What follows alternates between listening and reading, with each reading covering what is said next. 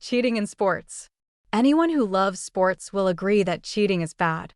For example, it was simply wrong for Spain to enter people who were not actually disabled into the 2000 Sydney Paralympics basketball team. But sometimes, it is hard to draw a line between what is cheating and what is not. Many sports encourage players to be sporting, that is, to play honestly and accept when they lose. However, in sports, the prizes for winning are great, so it is natural for people to use different ways to win a game. Sometimes players cheat or bend the rules to get an advantage in a game. Gamesmanship is when you try to win a game by bending the rules or using dubious tactics.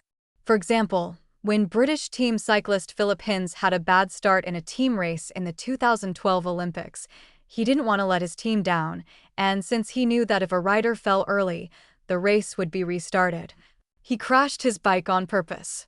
Britain went on to win gold. Other examples of gamesmanship are when players fake injuries or waste time. This might give them a chance for a short rest, or it could annoy their opponent and affect their concentration.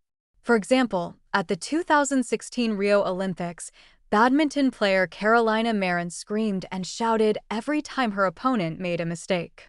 This affected her opponent's feelings, and people thought she behaved rudely. However, she won the gold medal without breaking any rules. When there is a gray area, it is the referee or umpire's job to decide whether cheating is taking place. However, players can take advantage of this situation because referees aren't perfect and can't see everything. For example, in cricket, if the ball hits a batter's legs, he is out, and most batters know when they are out, so they should leave the field immediately. However, few cricketers are sporting.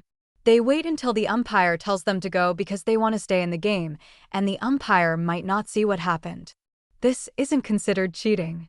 However, there's no denying that Diego Maradona cheated in the 1986 World Cup quarterfinals between England and Argentina. In that particular match, Maradona infamously scored a goal using his hand. The referee, who missed the incident, awarded the goal, and unsurprisingly, Maradona didn't question the decision. But the game of football, however, isn't always so forgiving of those who bend the rules, as Brazilian player Rivaldo knows. In the 2002 World Cup, he faked an injury during a match. Unlike Maradona, Rivaldo wasn't so lucky. He was caught out and was later fined, proving that the outcomes of such actions are not always in the player's favor. Sometimes, players might even try to lose on purpose. At the 2012 London Olympics, for women's badminton doubles, teams from China, Indonesia, and South Korea purposely played badly. They all wanted to lose because it would lead to an easier place in the tournament. Although none of the players broke any badminton rules, they were all disqualified for their poor sportsmanship. Where there are games, people will always try different ways to win. But is bending the rules the same as cheating? Or does it just make the game more interesting because sports competitions are not only about physical skills, but also about clever strategies,